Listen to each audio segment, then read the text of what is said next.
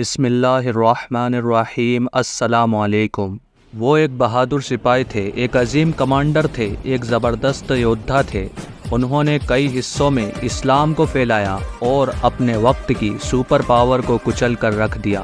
انہوں نے فارس کی سلطنت کو کچلا، انہوں نے رومیوں کو کچلا۔ انہوں نے اپنی پوری زندگی میں ایک بھی جنگ نہیں ہاری۔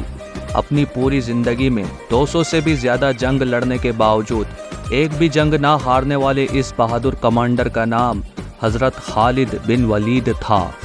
دوستو، آج کے شاندار ویڈیو میں ہم لوگ حضرت خالد بن ولید کے بارے میں ہی جانیں گے، تو چلیے اپنے اس ویڈیو کو شروع کرتے ہیں۔ دوستو، خالد بن ولید کی پیدائش مکہ میں سن 592 عیسوی کو ہوئی تھی۔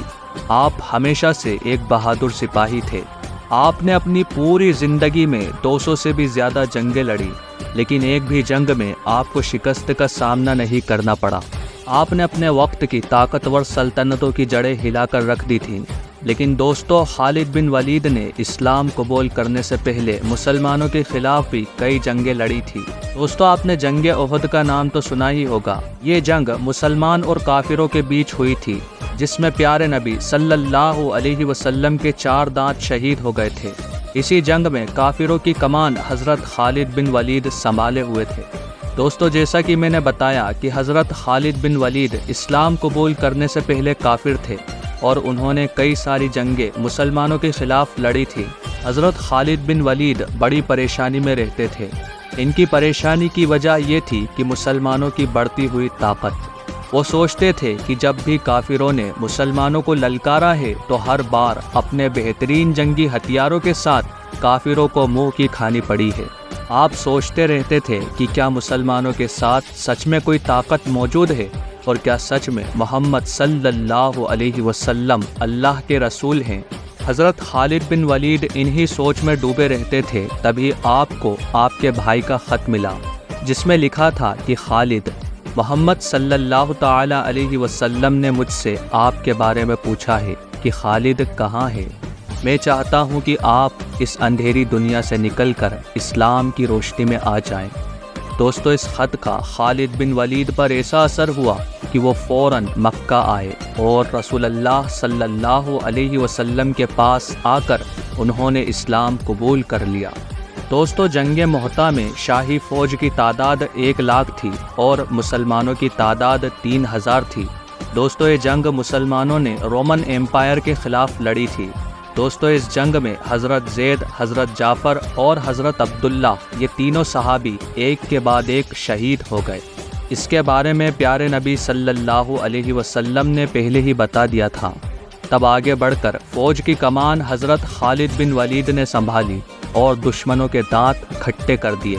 اور دوستو، اسی جنگ کے بعد حضور نے حضرت خالد بن ولید کو سیف اللہ یعنی اللہ کی تلوار کا خطاب دیا تھا۔ دوستو، اس کے بعد حضرت خالد بن ولید نے مسلمانوں کے لیے کئی جنگیں لڑی اور میدان جنگ میں ایسے ایسے کارنامے کر دکھائے جو تاریخ بن گئے۔ آج تک ایسا کوئی بھی کمانڈر نہیں ہوا جس نے اپنی جنگ میں ایک بھی جنگ نہ ہاری ہو، لیکن حضرت خالد بن ولید اکلوتے ایسے انسان تھے جنہوں نے اپنی زندگی میں ایک بھی جنگ نہیں ہاری۔ انہوں نے عراق کو جیتا، انہوں نے ایران کو جیتا، انہوں نے سیریا کو جیتا، انہوں نے ارمینیا کو جیتا، انہوں نے جارڈن کو جیتا اور کئی ساری جیت حاصل کی۔ دوستو، چھوٹی سی فوج ہونے کے بعد بھی حضرت خالد بن ولید نے بڑی بڑی فوجوں کو شکست دی۔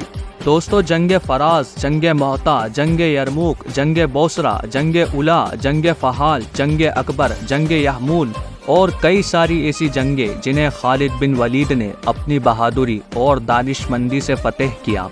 دوستو، حضرت عمر رضی اللہ تعالی عنہ نے حضرت خالد بن ولید کو آرمی چیف کے عہدے سے ہٹا دیا، کیونکہ خالد بن ولید مسلمانوں کو ہر ایک جنگ میں فتح دلاتے آ رہے تھے اور مسلمانوں کو لگنے لگا تھا کہ بنا خالد بن ولید کے وہ کوئی بھی جنگ نہیں جیت سکتے ہیں۔ حضرت عمر رضی اللہ تعالی عنہ نے خالد بن ولید کی جگہ ابو عبیدہ ابن جراح کو آرمی چیف بنا دیا۔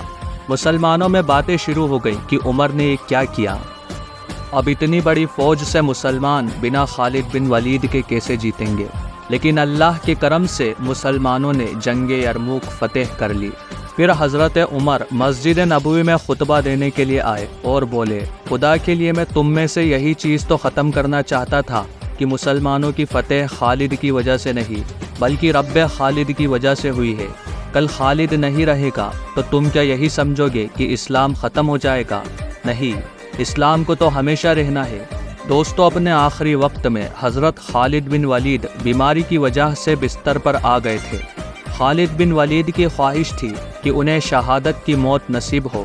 خالد بن ولید کے جسم پر ایسا کوئی حصہ موجود نہیں تھا جہاں پر تلواروں اور تیروں کا نشان موجود نہ ہو، لیکن انہیں شہادت نصیب نہیں ہوئی، کیونکہ رسول اللہ صلی اللہ علیہ وسلم نے حضرت خالد بن ولید کو سیف اللہ کا خطاب دیا تھا، اور اللہ کی تلوار کو کیا کوئی توڑ سکتا ہے؟ نہیں۔